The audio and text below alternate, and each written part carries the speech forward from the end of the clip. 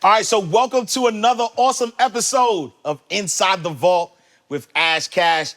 This is a legendary episode, so I don't even think y'all understand how legendary this episode is, right?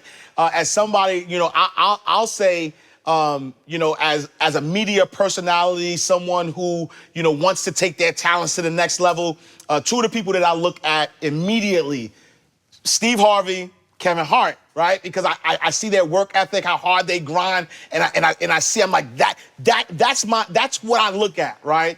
And just behind the scenes, when if you know King Vito or Don Vito, King Richard, who's one of our partners on the show, one of his mentors that he's never met is this gentleman that we have. We have Rushion McDonald, the Rushion McDonald. Brother, thank you so much. It is such a pleasure to be in your presence. Thank you. And so, for background, for those who don't know, the reason why I said, when I look at, Kevin Hart, I look at Steve Harvey, you are one of the architects or the main architect or one of the main architects that helped sort of launched Steve Harvey into superstardom. Yes. And I, the funny thing is I knew that prior to your name being as big as it is, right? Yeah. Because I'm from New York, right? Right, absolutely. And absolutely. I used to do, fat shout out to my brother Earthquake, fat shout out to my sister Deja Vu. I used to do radio with them once a week. Drive. Yeah, afternoon drive. And so every Tuesday they used to bring me on, and I used to go in there and do a money segment. And then, obviously, WBLS, that was Steve Harvey's station, that was right? My boy. Still his station. Still is, right, excuse me, still his station. But at any time Steve Harvey's name came up in that building, it did not come up without Rushion McDonald. Yes. Right? And so for those who don't know, who is Rushion McDonald? I come from inner city, 6 sisters, 2 brothers. My father was a truck driver with 3rd grade education. My mom graduated from high school. So I'm just a regular guy that had dreams. And the dream was not to stay where I was born. And my company name is 3815 Media. And 3815 Media is the name of the house I was born in. It was a 2-bedroom shotgun house.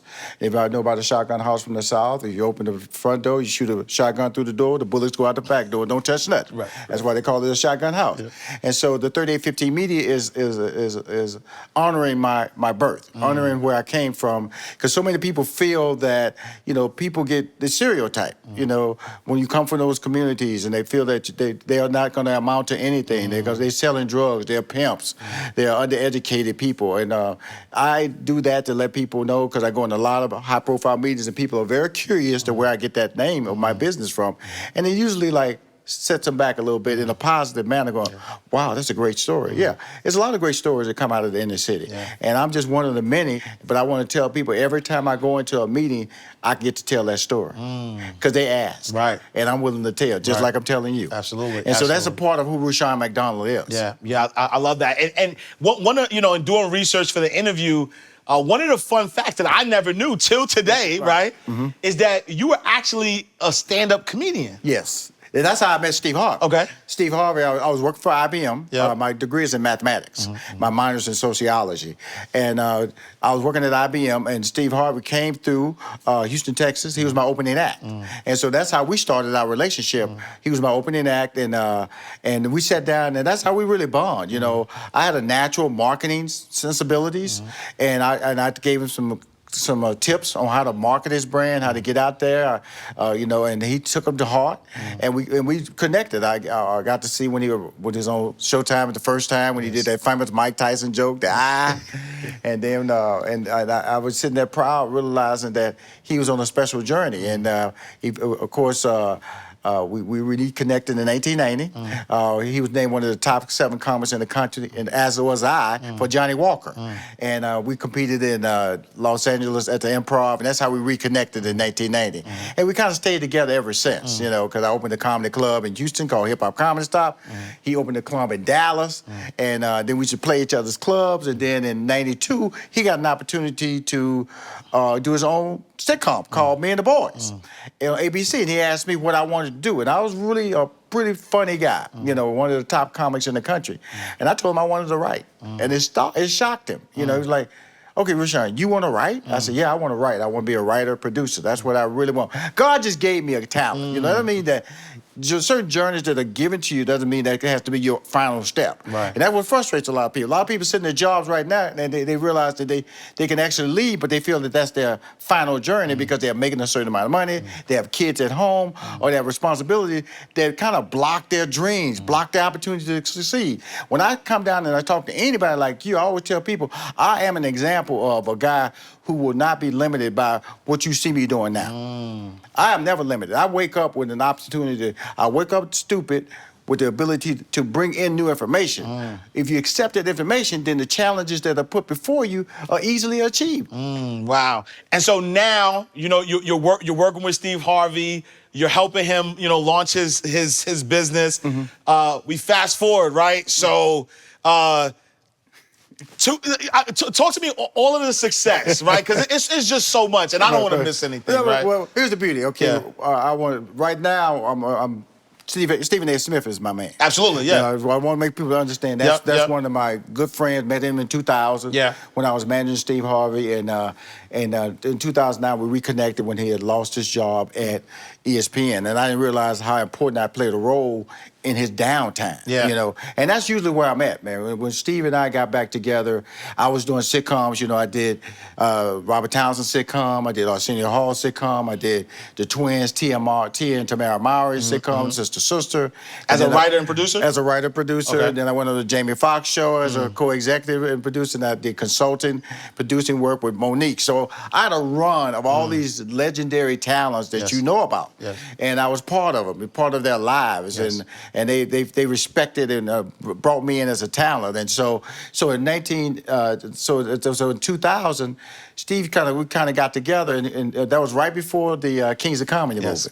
And we were sitting in an Italian restaurant, and we actually wrote the opening to the movie, that monologue. We wrote it in an Italian restaurant, and he had never done it on stage. That was his gift, man. He was so confident that he walked on stage, never said those jokes in front of anybody, and did it in front of that live audience twice. Of course, the second time was even stronger, and that's a cool backstory because of the fact that he's that gifted. Yep. And so that launched us into a radio deal in L.A., and then 2005 we moved to New York. Yes. And as a syndicator, you know, and the backstory on that is that, you know, I just knew that he always had the ability to be bigger than what he was. And it was just not focused on African Americans. I always had that sense that his talents exceeded the audience that people perceived that he could entertain. Yes. And that was my mission. My mission was to cross him over. My mission was to understand that I worked at IBM. So I understood branding from a standpoint of a corporation.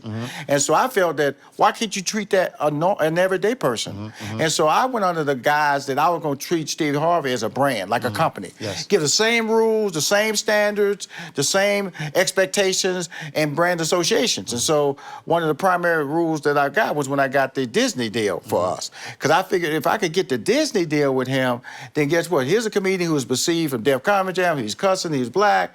Now I'm about to put him in a relationship with the mouse. Right. You can't get no more friendly than that. It's white folks too. You know, white and the mouse, you in. You in. Right. And so that was really the turning point for his brand, because it allowed us to take on a different persona. Yes. And it was very accepting. The Fords deals came, the Home Depot deals came, and everything. And then the whole concept of the Neighborhood Awards, which we developed together, and which came as such an amazing a black event with it, because it talked about uplifting people in the community. And it was really the fact that when we did the book, the famous book, Act Like a Lady, Think Like a Man. Yes, that one, yes. You know, I always remember that Steve told me, he said, Rushion, I'm not writing a black book. Yeah. And so he had an idea that he didn't want to be locked into being a black comic. So I'm not going to take 100% credit like I was some genius.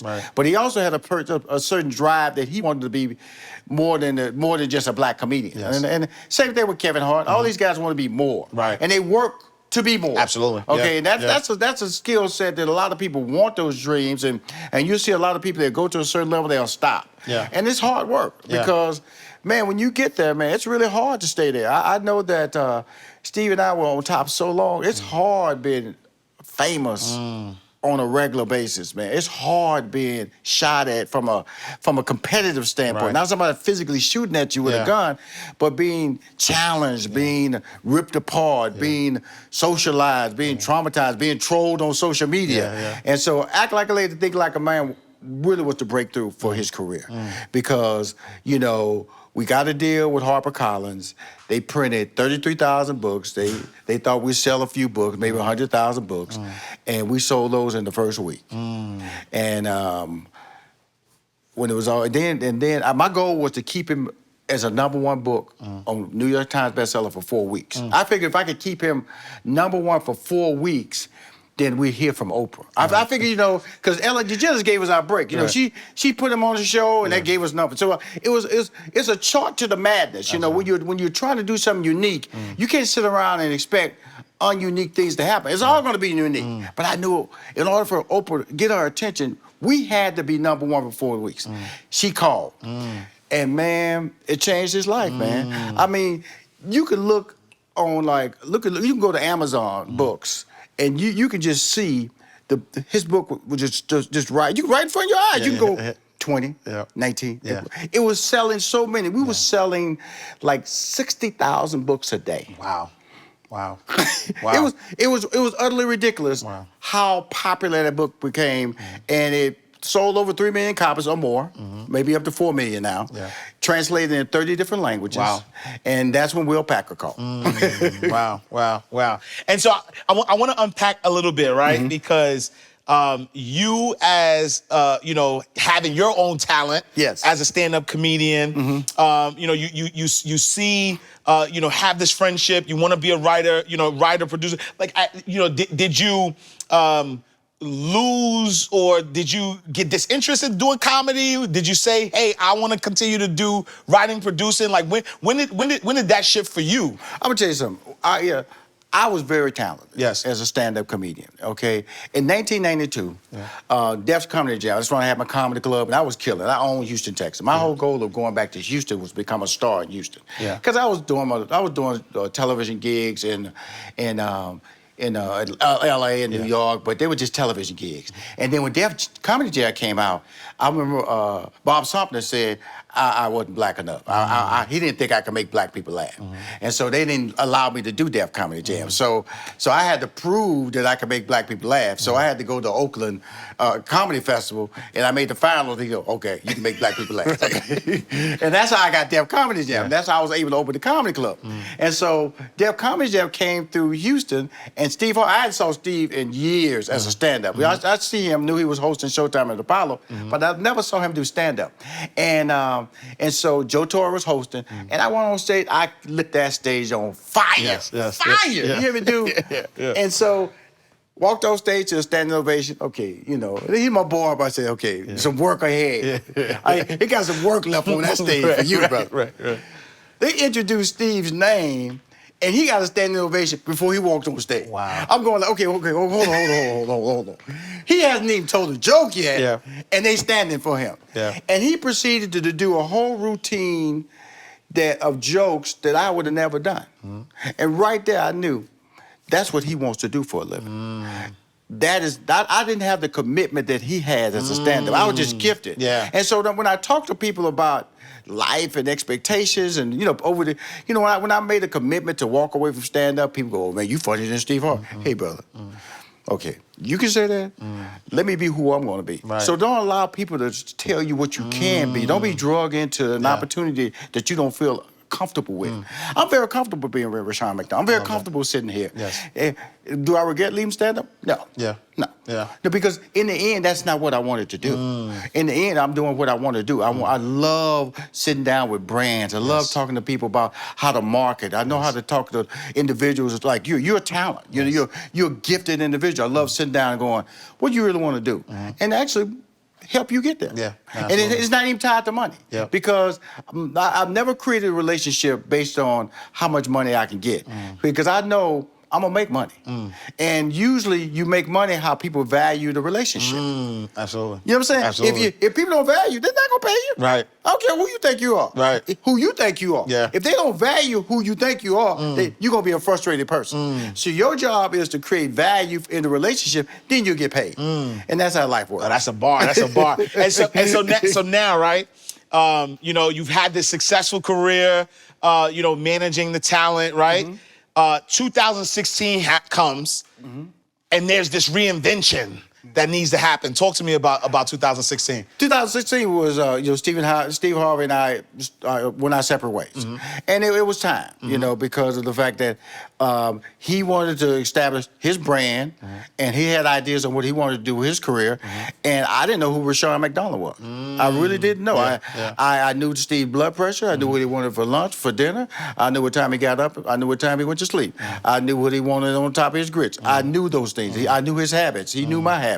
So in 2016, when I left, I was very confused. I was very popular. Yes. You know, recognizable. People will look at me and say, I want to be Rushion McDonald. But Rushion McDonald didn't even know who he was. So right there is what most people in life stop. Yes. You know, fear takes over and say, hey, man, I'm not going to leave that job. Hey, man, I'm not going to leave that relationship. I'm not going to, because the opportunity I don't understand. I didn't understand the opportunity. I just know I had to change. And I had to trust that I will understand. But I did make mistakes because I didn't plan the exit, okay? I just went out on faith. And that's why I would tell people, you go out on faith, but there better be a plan attached to it. Right. It's gonna get pretty bumpy because eventually faith gonna dry up and then the plan gonna have to come taking over because that's how you're gonna generate revenue. Absolutely, yeah. And so I went out there, so 2017, I made no income. I made no money because I was still trying to figure out who I was. People were going, I would go to meetings and people would expect Steve Harvey to come to the door right behind me. So I was still married to his brand. And so what happened to me was I eventually started denouncing the relationship I had with him because it was so overwhelming that it was suffocating my opportunities. Because everything, I had to figure out, how do I trust myself and move forward even though Steve Harvey is the dominant catalyst? You know, in other words, you know, it's like a quarterback who keeps trying to bring up what he did when he played. That's what I was dealing with. When I realized I'm not playing that game with him no more. So I had to figure out how to move forward. And that's when I started putting a plan in place. And that's when I launched Money Making Conversations. I was an award-winning baker. I started throwing my energies into that. And then I started surrounding myself with people who believed in me. Absolutely. That's the key. If you don't have people who believe in you, you will never make it, man. You have to have people hyping your beliefs, hyping your dreams, and telling you you're great. And if you don't have that, you're not gonna make it. And then how? I mean, what was that thought process like for you, right? Because I know there's somebody watching right now who might have had, you know, a lot of success, and it's not the first time because one of the parallels, because I remember myself, you know, being, you know, a CEO of a credit union, and everybody's proud of me because I come from the projects in Harlem, and they're like, oh my God, you did great, and I said, no, I want to be an entrepreneur, and they're looking at me like, are you crazy? Why would you leave this job, right? And so you had that opportunity. You're working at IBM. You quit IBM to be a stand-up comedian. People are like, are you crazy, right? Now, 2016, you're working with one of the biggest stars on the planet, not just, you know, on the planet. And you decide, all right, I need to you know, this is a new reinvention. Somebody's watching right now who they feel stuck, and they're like, I want to start over, but I put too much time. What do you say to a person like that? I tell you, here's the deal. I'm gonna just tell you like that. If you're trying to be a doctor, you don't go to a mechanic. You don't. And what happens is that's how people get their advice. See, people don't know what an entrepreneur is, so they tell you, they talk to you based on your knowledge. They go, well, I wouldn't do that, because they don't understand it. They understand 9 to 5. They understand going to work at 8, going having a lunch, coming home. They understand that. So if you would have told them that you're going to work for another bank, they go, oh, good. But your entrepreneur, it's like, what is an entrepreneur? So when I left IBM to say I was going to be a stand-up comedy, all the bells and whistles, who you think you are? You're not that funny. You're not Eddie Murphy. You don't look that good. Boy, you from Houston. You got an accent. All things broke out. And so you're walking out there with all that baggage of negativity. And so that's why I always tell people, I have different things I talk about in motivation. I tell people lead with their gifts, when I say that, I tell people trust yourself. Because when you lead with your gift, and I always tell people stop reading other people's success stories and start writing your own. And I say that because what happens is people will let their age stop them. They'll let their family, co-workers, loved ones stop them from pursuing their life or living their dreams. So that's what happens when people who have doubt, they're letting age get in their way. I'm 50, I can't change. I'm 60, I can't change. Oh, I got family. Okay, why are they gonna stop you from living your dream? My girlfriend or my wife don't want me to do that. Okay, that's the wrong girlfriend and wife in your life. Because in the end, and Cash, I'm gonna tell you this, man, people use the word selfish incorrectly. Every successful person is selfish. They're selfish in their desire to win. They're selfish in their commitment. But the balance is how you share that success with the people that you love. That's the difference. Now, if you're selfish and you're not willing to share, that's where the negative part pops up. Right. But if you're too selfish, I don't care who you talk to. You can talk to Elon Musk, you can talk to Buffett, and talk to you. Right. There is a selfish trait that drives you to be successful. And so what happens is people allow terminology to stop them from being successful, and I'm here to tell you, stop. I'm here to tell you, stop listening to people that don't understand your dreams. I'm here to tell you, if you're listening to them, stop because they're stupid. That's why mentors are important. Yes. Because mentors are important because they allow you to share that synergy, and they can go to, if you're trying to be an engineer, you go to an engineer talking about it. Yes. You're trying to be an entrepreneur, you talk to an entrepreneur. Do not talk to your mama about starting a business, and all she's been ever is your mama. Right. And so she's gonna tell you hesitation, gonna hit in, she know nothing about a bank loan. Same thing with your sister. So I come from a big family. So I've always done things that have been, in their eyes, unorthodox. Yes. And so now, it's kind of part of the game, but they still don't know how I do it. Sometimes I don't know how I do it. I've done it because it's just rote memory. It's like I have 24 hours in a day. I am going to use every hour. So if I go to bed at 12, I'm going to get up at 4 because I gotta take advantage of it. I'm gonna tell you something, Cash. I don't like going to sleep. If I could figure out a way to just stay awake, brother, I'd be happy. Yes, you talking about language. You talking about language. I'd be happy. You talking about language. Yes, yeah. And so now you start your own thing. Yes, sir. And how's it going? It's amazing. Yes. It's amazing. I bought a building. Fast forward now, it's 2021.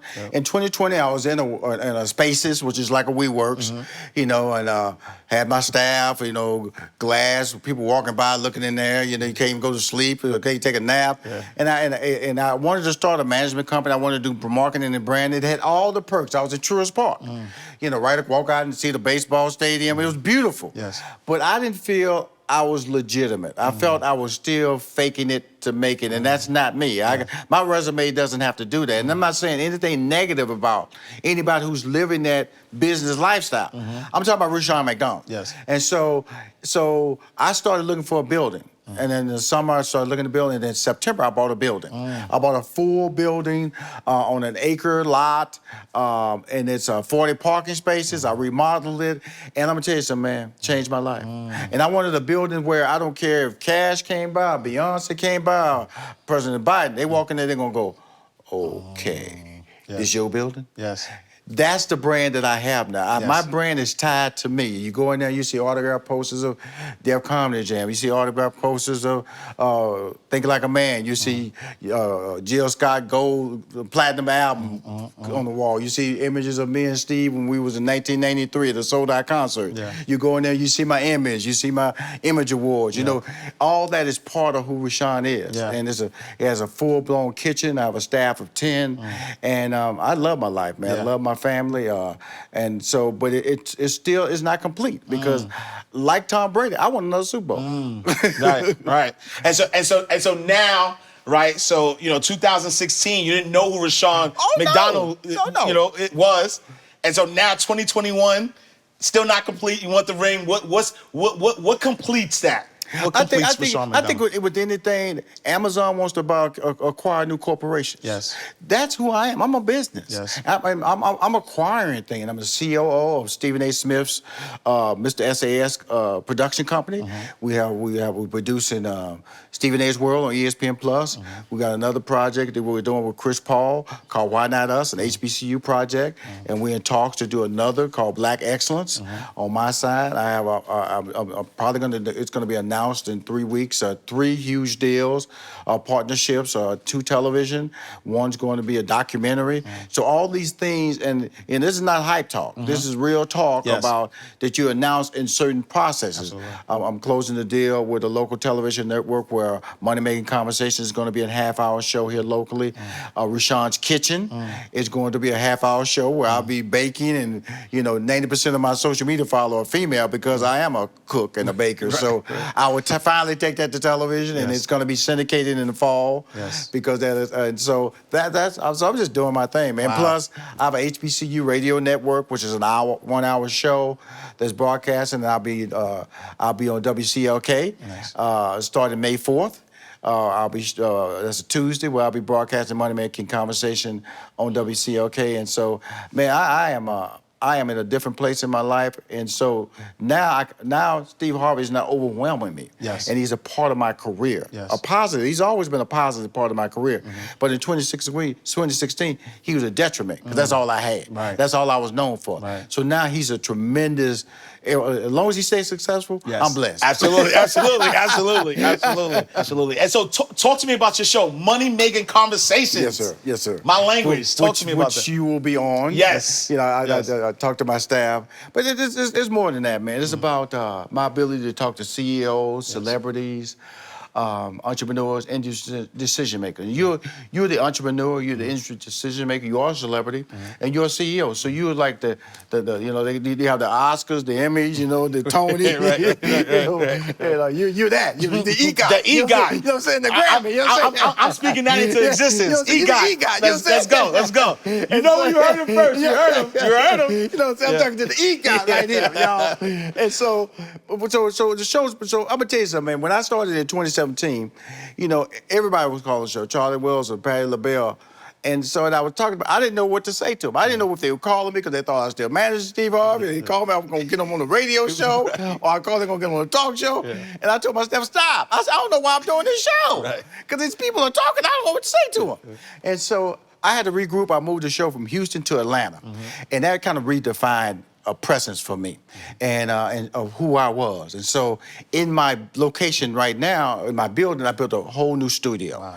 A whole big screen on the back, and it's so funny, and because I didn't want to do the Fox Soul look, that Zoom look. I could because it's whether it's Don Lemon or Kirk Franklin or Bishop T.D. Jakes, or anybody who calls a show, they will go, huh? I remember Terrence Terrell, who's a Motar on the progressive half man, half motorcycle. It was so funny. I was interviewing. He's also starring in Be Positive.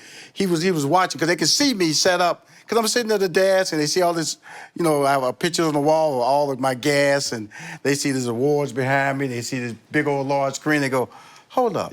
Okay, hold on. This is not what they told me. Stop. I got to change room. I got to change room. And that's what I'm trying to do. I'm trying to set an example of production, of owning material that Tyler Perry has shown us can be done. And my goal is to sit down with individuals like you and say, hey, man, content. What you're doing with the content, let's see if we can take it someplace else, and you own it and take it to Seattle, take it to terrestrial households, free households, cable households. Because back in the day, when I started doing television, if you had a television show, if the network didn't want it, you were stuck. That's not happening today. Byron Allen has shown you that. Tyler Perry has shown that. And so we sit here, that's what Money Making Conversations is all about. It's the conversation that we have, everybody has. Whether it's about food for the kids, food when you go grocery shop, where you're using coupons, the car you're gonna buy. We all have money-making conversations all the time. Absolutely. And that's what I have with my guests. Yes. Well, I want to talk about their careers and allow them to drop nuggets, you know, whether you're Deborah Martin Chase, you know, the first African-American female to have a major deal at a studio, the first African-American female to ever have a $100 million movie with Courage Under Fire with Denzel Washington. These are the type of guests I bring on the show because I want their stories to translate into motivation. Yes. Translate an opportunity. That's what money-making conversations are. It's allowing you to understand that you are having money-making conversation. Let's turn it into relevancy. And the only way you can turn it into relevancy is by having a position of conversation that people want to respond to. That's why I'm sitting here. I'm sitting here not so much to motivate people, but to inform people, because I don't like motivational information that doesn't allow you to see how you can achieve success yourself. I'm a firm believer, because I hate reading, because I read books all the time. You read a lot of books because you have this type of show. And I hate reading books and bringing guests on the show that don't, if they want to motivate you to be rich, but they don't have money in the bank. Right. They want to motivate you to be a success, but they're not on TV. Right. So why are you talking to me? Because my resume, I'm the truth. Right. You know, once you have to sit up and be able, the confidence has to exceed, and you have to be able to tell somebody who you are. Absolutely. That's why I sit up and go, "You need God." You know what I'm saying? And I say that because that's the truth. And so when you hear the truth, Cash, you have to be willing to say, accept it. Absolutely. And then tell somebody, I got this. I am. And I'm going to tell you something, though, right? Because you don't even understand the power of your words just now. Because literally, right, so it's three of us on this show, right? Three partners. Myself, King Richard, and French Spencer. King Richard and myself, we argue with French Spencer, and I'm going to say this on camera. We argue with him. We said, bro, why are we not taping this on Zoom? He said, no, we need the quality, right? We need the quality of being inside the vault. And there were a lot of connections. There were a lot of people that we wanted to reach out to do the show, and they were willing to do it. But our partner, French, said, no, we're not doing that. And he was adamant about it. And so to hear you say that, you know, and to confirm that we made the right decision, because even though he pushed back and we were pushing back, we said, you know what, yes, let's wait and do the show right, because it's about ownership. Right. It's about content. Right. And you mentioned Tyler Perry. You know, and seeing what he was able to do. Can you talk to us a little bit or expound more on that, like ownership and, you know, owning your content? Like when we look at Oprah Winfrey and how she became a billionaire because she owned her content and was able to license it out, and Tyler Perry owning his content, and then now money-making conversations, right? You own that content. You have your own studio, you know, billion-dollar brand. Like talk to us a little bit about that. Well, the thing about it is that Tyler Perry is something, he's a different beast. Okay, Tyler Perry is, I remember I met Tyler Perry on his first movie, because Steve Harvey and I was doing radio in L.A. And I remember, you know, people wanted me to meet him. You know, people always have wanted me to meet people. Hey, Rushion, you need to meet this guy. Rushion, this guy needs to talk to you. And I've always been in a position to help people. And I remember when the movie went, we talked to him on Friday, and the movie went #1, and I contacted people. I said, Tyler, we need you back on the radio Monday. And he asked me why. I go, to sell more tickets. And he came back on the radio Monday, and that's me. It had nothing to do with me making money, more so to do with showing you how you can be great. And the same thing with Will Packer, with Stomp the Yard. I remember when that movie came up, I had nothing to do with Will Packer. And I said that Stephen Harvey and I was on radio in New York City. I said, Steve, let's make this movie #1. Let's make this movie #1. Wow. And the thing about it, it became #1. Yes. And Will Packer didn't know me from anybody, but he had this guy sitting over there going, let's use the blessings and our skill set to make it #1. Fast forward, he's the guy who approached us to do Think Like a Man and Think Like a Man 2. Yes. Took both those movies #1 based on a relationship with a guy I didn't know, but I was inspired based on the ability and the position that God gave me through hard work to say, let's make this movie a box office hit. And we did it, man. We did it, and it translated into his greatness, which in turn translates to what I'm going to say. And what I'm saying, when I look at this positioning, is that's why I bought the building. I bought the building, man, because you can't tell me what I can't do. If you walk in my building right now, you'll see lights and cameras around my kitchen. I have a full kitchen in my building. I got the oven and everything. I can cook anything. Yesterday I cooked for my staff hot water cornbread. I cooked them black-eyed peas and white rice and some smothered chicken and cream sauce. That was their lunch, along with raisin bread pudding. That's what I do. Lights come on, I just start cooking. So that gets shot whenever I feel like going in the kitchen. Go to my basement, completely built out studio, and I can walk in there and I can record. It doesn't look like a Zoom look. And I was very dependent because my vision was to syndicate the show.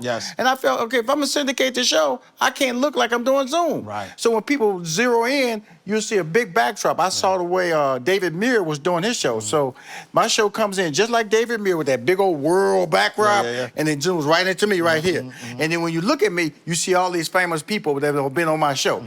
And so I can see people that go, I can see when they're looking at me, they're going, who is this guy? You know, right. And that's what I want. I want the who is this guy? Because if you don't know, now you know. And then it allows them to calm down. Because a lot of people don't know me when they come on the show, whether you're Dr. Ashton, you know, from NBC Medical, they come on the show, and Ann Burrell from Food Network. And it's so many people that I don't know that come on the show, and I build these relationships, and they come back. And Donatella Alpea, one of our favorite people, Food Network, a star, NBC Today Show. And it's really, I just interviewed Patrice Covington and Rebecca Noemi Jones from the Aretha series Genius, and came into my studio. They come through Zoom, but look at you on that big old screen behind me, and then I'm in front of you talking, and it's just a beautiful thing, man. I can't wait to get you on there so you can see what I'm talking about. And in between you go, you're not lying, man. Absolutely. This is different, dude. Because you're a star.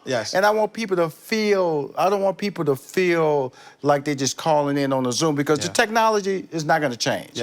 And so as soon as I walk in this studio, I go, y'all syndicating this show? As soon as I said that, I haven't met you at all. First time, y'all syndicating this show? Because that's how I am. I'm trying to say, okay, you need to do this. Because that's what God has allowed me to do, provide information. And so my goal is to get you syndicated. And guess what? Had nothing to do with this interview. You don't know? Okay, go talk. Absolutely. Such a blessing, such a blessing. And so now, you've had this great career, successful. When you think back to Rushion's 18-year-old self, what advice are you giving him? I'm gonna tell you something, man. I'm gonna answer two things. I am here because of two school teachers, Georgia Nelson and Linda Trader. Georgia Nelson was my math teacher. Linda Trader was my biology teacher, chemistry teacher. And they saw the genius in me. And I'm gonna use that word genius because you don't do everything I've done in my life and be an average thinker, okay? And so they kept challenging me to be great when I wanted to be average, and that's why I always look at everybody. So when I was 18 years, I'm gonna just tell you this, I am the same person that I was 18 that I am now. I just know who I am. And so 18, I didn't know. Everything when 18, I was using words like luck, right place at the right time, because you don't trust anything. That's why I respect people who get it early on. Like, see, you're younger than me. See, I so respect you because you got it. I didn't trust Rushion until I was in my 40s. But all the way I was being successful. And I was using other adjectives to describe this success that had nothing to do with my success. And so 18 years old, I've been motivating people. I've been doing big concerts. I've been convincing people in the thousands to show up for parties, show up for events, because I was going into radio stations and convincing them to do co-branded promotions. I understood radio. I've taken radio stations from number 16 as an individual to number 1 in the market in Houston. I've been number 1 in Chicago, Detroit, New York, Miami, DC, Los Angeles. So that layer of success started when I was 18. Because when I walked out of my high school, I wanted to be a forklift driver. Because when I was 15, the first guys that I met outside of my father were forklift drivers. Because that's the first job he gave me. I figured, wow, that's what I want to be. And I don't care what my teacher said to me, I left high school. I got a job as a forklift driver. Right. And because I thought that was my end game. Yeah. Be a forklift driver. I'd be like my boys, Right. And fortunately, that didn't work out because that wasn't what I was meant to do. And so I was sitting down with my teacher, Linda Traylor, and I was trying to figure out what I wanted to do in my life. And I said, I sure wish I would have filled out an application to go to college. Because I went down to Southern and I wanted to go there in Baton Rouge. And she said, Rushion, she said, you can go to the University of Houston. I go, too late. I didn't fill out a high school. I didn't fill out an application. She said, yes, you did. And she had gotten me to sign an application, and she submitted it to the University of Houston, and I had gotten accepted and didn't even know it. Wow. That's how I got in college. Wow. I love that. And you said something very important, that you're the same person, right? But you just didn't know yourself. And so knowledge of self is really key. There's somebody watching right now who, is probably in that same position. Like they have this burning desire. They know they may have some talent, or they know they want to do something different, but they don't have that knowledge of self. What advice would you give to somebody on how to discover themselves, how to, find who they are and their purpose and what they're supposed to be doing? Well, I always tell people about this, look at my life. I was Jason Lyrics. I didn't want to do that, but I did it anyway. The problem I have with the average person is they stop. They say what they can't do before they even unable to do it. Right. So many people stop themselves and they think this is what they're supposed to do. Right. Like, what if I just said I thought I was supposed to be as funny as Steve Harvey? I wouldn't be sitting here because that wasn't what I was supposed to do. Yeah. You have to be honest with yourself. Yeah. Only defining things that can stop you. If you can't sing, you can't sing. If you can't sing like Whitney, you can't sing. Right. If you can't rap like Jay-Z, you can't rap. Right. Okay. If you can't run like Jerry Rice, you can't run. Right. Certain things can stop you, but people still do it. Right. Out there just leading the foolish lane. Right. So I tell people who are following dreams is to position yourself. I always tell people, I'm gonna tell you something, man. You got to believe in yourself first. And when I say that, is that somewhere along the line, whatever talent you are saying you're capable of, it has to permeate and radiate and relate to somebody, and they gotta want it. See, I'm sorry. If you are talented at something and nobody wants it, stop doing that because nobody wants it.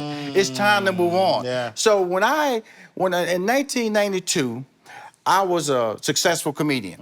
And I moved back to Houston, Texas, and I said, I'm going to bet on Rushion. I said, I'd done Def Comedy Jam, and I said, what do you see when you're going to bet on yourself?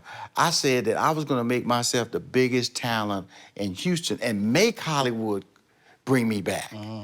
And I did that. Yes. And so I bet on myself. I opened a comedy club, hip-hop comedy style, and I put my tickets on sale on Monday. It was sold out in an hour on Thursday. And I shaped myself. I worked. And I'm going to tell you, it didn't start out like that. I mean, it was the first week, it was 5 people. I could have quit.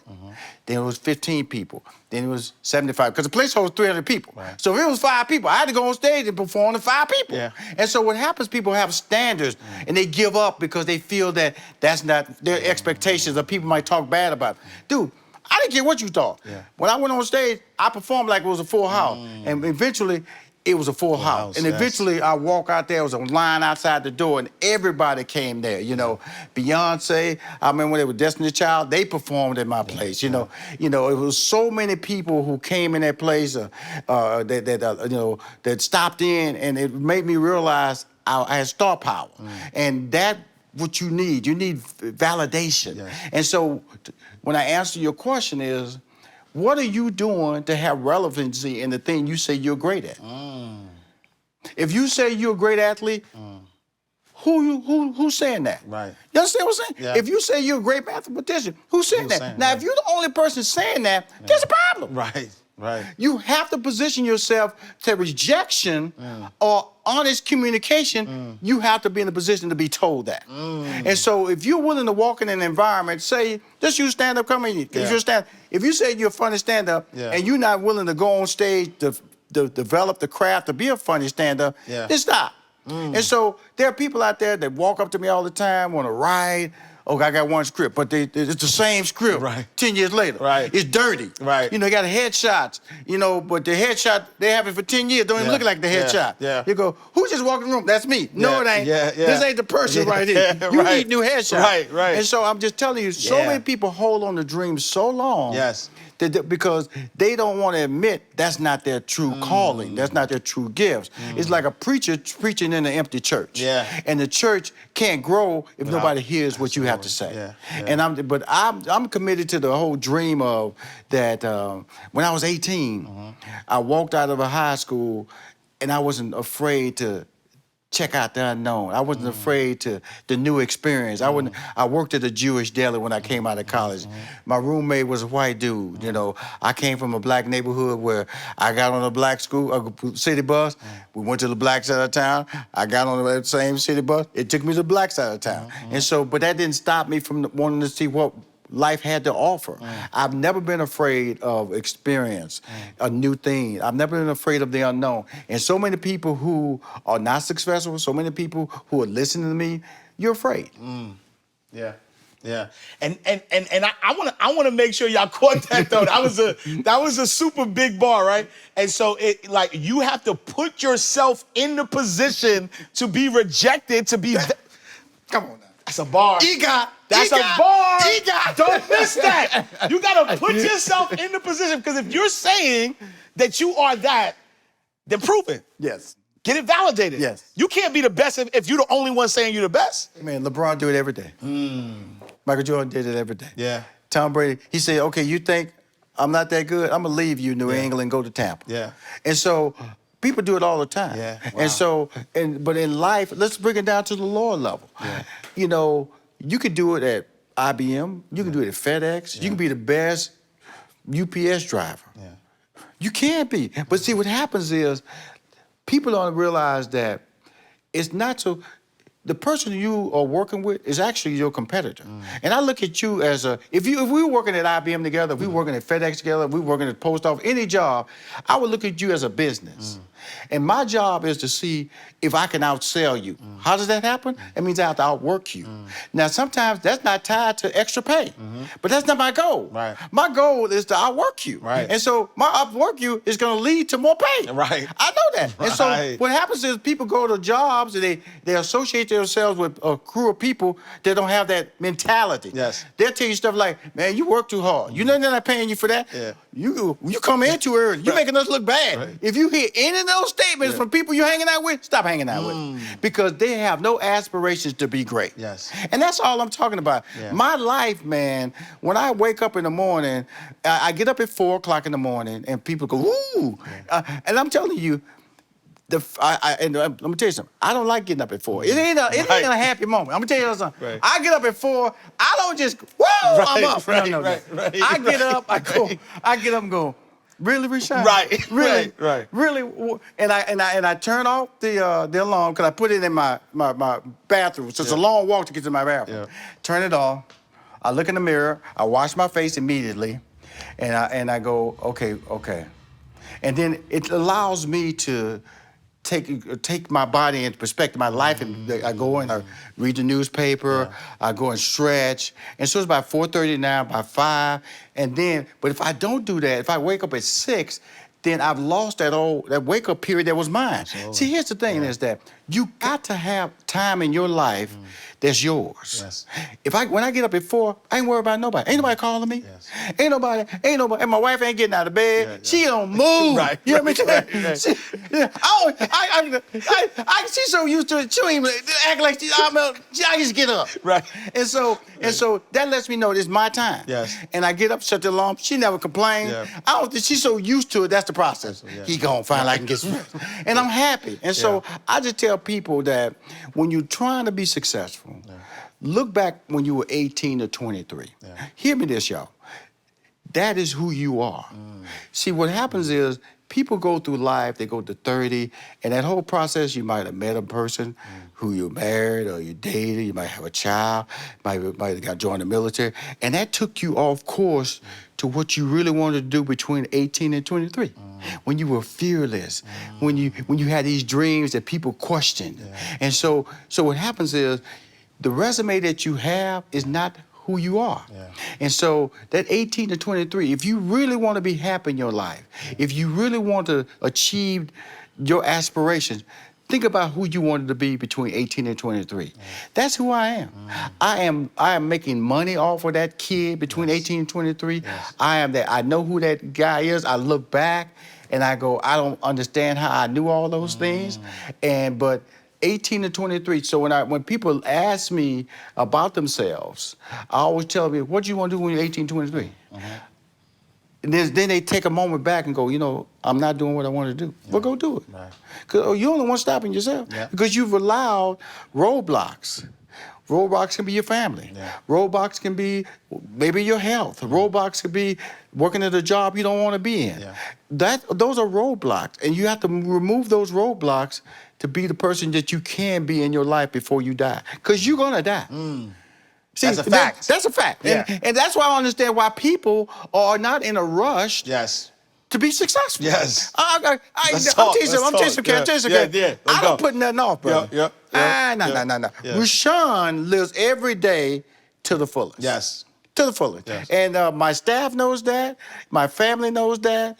And I'm happy to say I know that. Yes. Because you are going to, that's one clock you can't run from. Right. And so with that being said, with that big carrot stick sitting out there, knowing you're going to die, your number one job should be trying to live your life to the fullest. Absolutely. Trying to drain every avenue of opportunity in it and drink it. Yes. And if you do that, I swear to you, you'll be a positive person. Woo! Woo! Big bars, big bars. All right, you are giving us the gospel today, and so I want to have money-making conversations with Rushion. Okay, right? cool. And so when you think about all the success you've had, all the money you've made, what is the most extravagant thing you've bought with money? Private jets. I would tell you this. This is when I knew a defining moment in my life. Was Steve Harvey, J. Anthony Brown. We did a concert in Houston at the Music Hall in Houston, Texas, in 1994. And it was March of 1984. And I wrote him a check for $39,000. I went.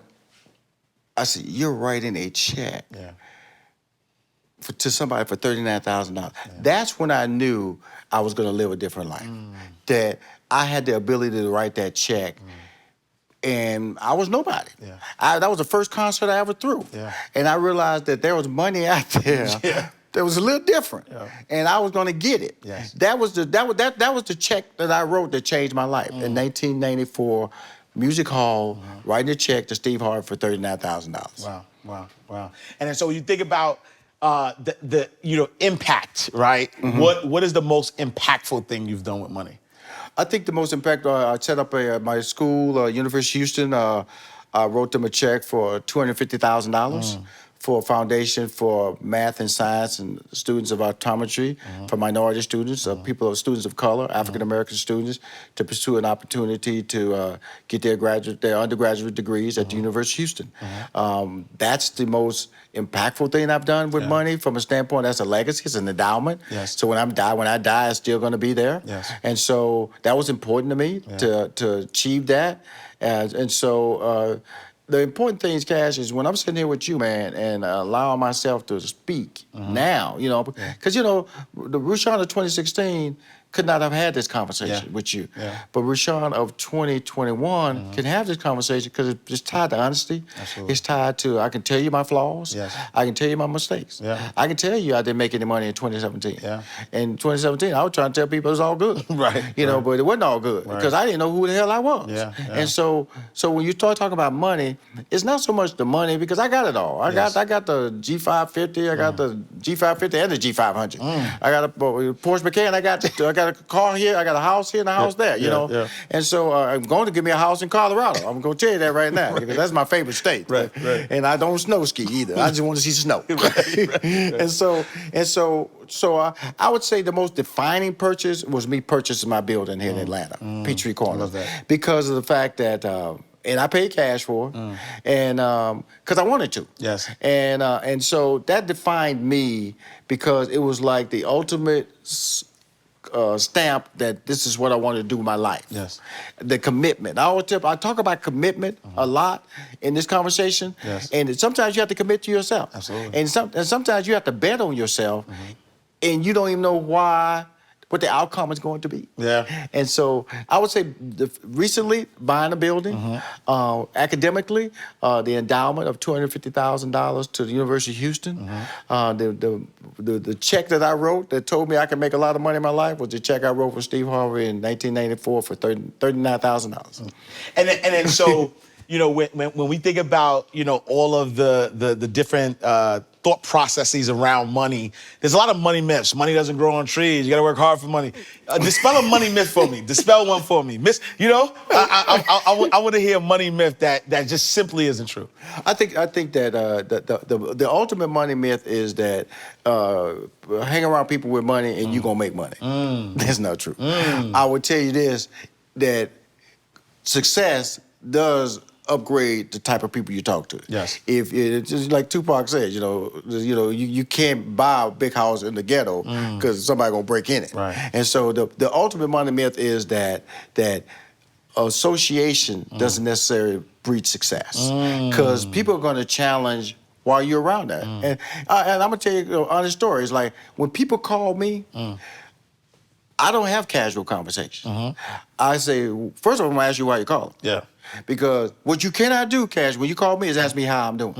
I actually know how I'm doing. Absolutely. Yeah. Okay, that's not part of this conversation. Right. Why are you calling me? Right. Okay, because it has to be something that you want so I can move on with this conversation. Absolutely, yeah. So I would say the big myth is that successful people don't have casual conversations. Right. We No, I love don't, because we have conversations that move to the next destination of opportunity. Absolutely. We're opportunity-driven people. Absolutely. And so that means that anybody we're talking to calms us down. Like for instance, I'll have a conversation with you, and we can go eat dinner, we can go on vacation, because I know you are never going to ask me a question that forces me to think. Right.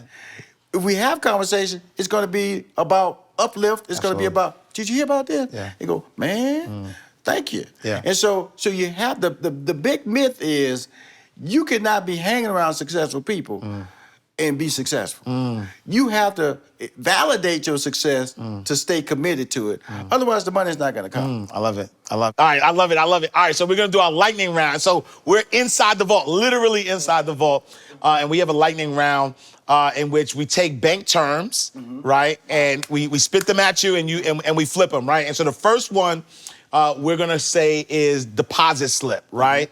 When you walk into a bank, you use a deposit slip to put money in the bank. But here inside the vault, deposit slip, we're gonna say money mistake, right? So deposit slip.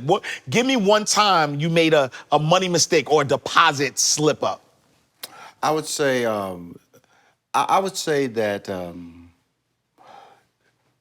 taking money out of my insurance annuity. Instead of taking a loan against it. Because what I've learned is that, and this is what people do who have money, is that pay off, because see, once you take the money out, you can't put it back. Right. And I had it at 4% interest, okay? And you ain't getting 4% interest nowhere. Right. So a money mistake was I didn't listen to the advice of somebody saying, hey, Rushion, just take a loan against it. I go, loan? I'm gonna take a loan. Right. But I wish I would have listened to that person and I would have paid that money back, and I would have had that money at 4%. And even when I would have had the loan against it, it still wouldn't have exceeded the 4% rate that I was getting. Yeah, right. So that's a money mistake that I made. A deposit slip. Yeah, that's your deposit slip. All right, next one we're gonna talk is charge-off, right? And so a charge-off is when someone owes money, they're not getting the money back, they have to, the bank has to charge it off. Here inside the vault, what people or mindset did you have to charge off during your journey? I would say, I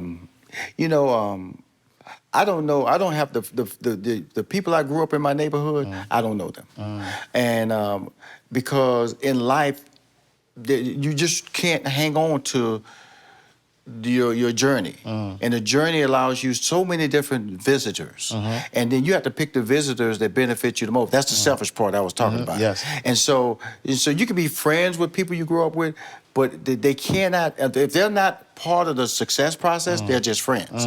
And so my whole thing is that my charge off to anybody is that you have to, in order to be successful in life, you can't hold on to the relationships that don't benefit you. So that's the charge off. Now that sounds really cold, doesn't it? Okay, whatever. But if you don't accept those values that I told you, then you won't win. You know, you can talk about LeBron and his friends, but LeBron educated them. Absolutely. They went to school. So he improved their value. And now their value is paying off with him now. Absolutely. So these are not the friends that he grew up with. He improved their value through education and through relationships, and they're all powerful black men today. That's all I'm saying. If you think that person you grew up with and you a multimillionaire or billionaire, they have no benefit because they can't talk to you. And so if they come to you, the conversations are going to be short, and it's going to be another equal conversation. And I don't ever want to talk to somebody that I don't feel can benefit from my conversation. And I don't. love it. I love My it. charge off is that, hey, the people who come with you can always stay with you. I love that. And then last but not least, trust account, right? And so, everybody wants the trust account, wants to be a trust fund, baby. That's where, all the things are in reserve. When you think about your journey and where you are, who's part or what mindset, what people are part of that trust account? I would say, when I was growing up in life, man, there were always people that saw something in me that I didn't see. I was a lazy person. I'm not gonna lie to you, because I thought that I didn't understand hard work.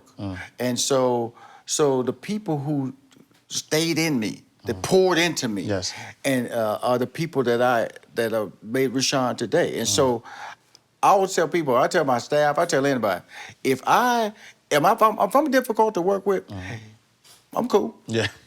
All right. Right. If you feel Rushion, boy, he's hard to work with, I'm cool. I'm doing my job. Because I swear to you, Cash, nobody who's ever left me, they come back and say thank you. They said, now I see. Now I understand. Because my job is to let you know I'm preparing you. Because I'm not expecting you to be a millionaire working for me. I'm not expecting you can't start your business working for me. So I'm preparing you for how it is to make it out in the real world. I've never had anybody come back to me and say, wow, I learned nothing from you. My goal is to teach. My goal is to let people trust, because people saw something in me. And then when I die, it's going to be a lot of sad people because of the fact that they know they're going to be sad because they didn't get to let me pour in them. And they're going to be sad because of the fact that they now understand the value I brought to them in life, and they're gonna be sad because I'm gone. And I'm cool with all that sadness. Because I tell you a story. In 2015, I was diagnosed with cancer. And I'm gonna tell you something. It was interesting because every year when you get over 50, you go, you get every exam to stay alive. A doctor means something. When you get over 50, you're gonna go in there. When you're in the 20s, I don't got time for no doctor. You get 50, you're gonna philosophy exam, everything. You trying to stay alive. And I went in and I did my annual exam, and doctor found nothing. And then I went to my dentist, and they did an annual exam, same dentist, and they did nothing. And I went to get my blood, and this doctor, she was looking at me, she said, I said, I'm here to do your blood, but can I just touch your neck? And she found a lump right here. And she said, what's that? And I'd always, I work out a little bit, not working out. I ain't nobody out there lifting weights. If you follow me in the gym, you be laughing at me. Go, Rushion, really? 20 pounds? Yeah. That worked for me. Steve Harvey's always laughing at me. Boy, it's a shame what you do with weights. He over there with 50, 60, I'm over 20. Hey, bro, this works for me. Okay, rotation. That's what I'm out. Rotation. And so, and so diagnosed, I had cancer. And I tell anybody about when someone tells you have cancer, you don't think about who survived cancer. You just think about death. And you think about your life, and you think about what you've accomplished in your life. And I tell people this story because if God would have said, that's it, I was cool. because I have done what I wanted to do in my life, man. Yeah. And that's all I want people to do. Yeah. Do not hold back, man. Yes. Do not sit at home debating your dreams. Yeah. Do not let people who don't understand your aspirations get in the way of them. Yeah. Do not allow money to stop you from fulfilling your opportunities to be successful. Yeah. Because money is the least of your worries. Yeah. As long as you have health, as long as you have commitment, as long as you have a plan, you will win. Yeah. And so I say that story to say that I'm cool, man. Yeah. I'm very comfortable with my life. Yeah. I will continue to do great things with my life. I will continue to change the game with my life. Yes. So the trust I've created in my life has been because I've lived the life that I want to live. Yes. And I'm not ashamed of anything I've told people. Yes. I may have been disappointed because I've said some things that hung around with me for a few weeks. Yeah. Boy, you shouldn't have said that. Right, that was pretty bad. That was right, pretty cold. You, right. Rushion, you said some things, but right. why did you say that? Right, right. That stuff hung around with me. Right. But the life of being able to tell people the truth, and that's the blessing of money-making conversations, because I've had so many people come on the show and go, Rushion, and I tell you this a little funny story. I was, and there's so many stories. I was interviewing this writer, and a successful writer, and she said, Rushion, you don't remember me, do you? I go, no. She said, we met in Pasadena, Felicia Henderson. I said, Felicia, that's my girl, Felicia Henderson. And she said, and I was in the backyard, and her backyard was doing a barbecue. I go, yeah, I remember her being in the backyard. And I came over to you, and you said, and she said, Felicia, you need to talk to Rushion. She said, well, I came over because Felicia said I need to talk to you. I said, what you want to talk about? She said, well, I'm having a problem. I got an offer to write a book, and I think it's too low. I said, has anybody else offered you any money? She said, no. So I said, why are you talking to me? And I walked off. She said, she went and took that offer, and 13 books later, she was on my show to thank me. Wow. Because my whole thing is that there's a lot of people sit around and don't hear the final truth. The truth is that, what are you debating? This offer. Has anybody else gave you a check? Yeah. Now, if this was the offer is, take that offer so you can move on. Right. Somebody here debating me. You came to the wrong person. Yeah. I told him, I said, you need to get off my face. Right. You telling me somebody offering you money, but you think it's too low, but ain't nobody else offering you another check. Right. Well, what is too low? Right. Because obviously that's the best you can get. Right. You was laughing so hard on the radio. I said, I remember that story. Oh, I love And that's it. what I tell people all the time, man. Yeah. So many people sitting around here, man, debating and looking over in the other person's yard and worrying about that's what they get. You don't know what they got. Right, People absolutely. lie. Absolutely. And so I am the total God's truth is that, that's a question you should ask some people sometime, man, is the truth. When you told somebody the truth, because that's another show. Yeah, And I'll be absolutely. talking to you a long time. Absolutely. Yeah, Because I'm going to tell you the truth. I'm going to tell you, if I tell you you need God, I'm telling you because I'm telling you the truth. Thank you. God gave me that talent, man. Thank you. God gave me the ability to walk in a room and tell people who they are. Yes. And I know that for a fact. I can walk in the room, brother, and tell everybody what they're going to be and what they can be. Yeah. Now, whether they want to achieve it, that's their problem. Absolutely. That's their effort. Absolutely. And that's the blessing of who Rushion McDonald is. Man, I love it. I love it. And so, what's next? What's next, man? So much greatness. The next is going to be, syndicating my TV show. Yes. Some large documentaries are going to jump off with my name attached to it. I want to build a brand of HBCUs, continue to promote the black excellence that comes out of HBCUs and get it the rightfully deserved the respect. Yes. And nobody's doing anybody favors because they went to HBCUs. They're doing this country favors. Absolutely, yeah. So that's my mission. My mission is to glorify and magnify the greatness of HBCUs. Yeah, I love it. I love it. I promised y'all this was going to be a powerful interview, and it was that plus more. Brother, thank you so much. This was so powerful. I appreciate you. Thank you so much for all you do. If people wanted to connect with you, where can they find you? MoneyMakingConversations.com. Go there. It's not connecting with me. It's going there, interview, and listen to great interviews from great people like you who are just sharing their stories, sharing their nuggets. I always tell you, if you want to be successful, listen to people who are successful, but don't try to live their lives because your journey to success and my journey to success are different.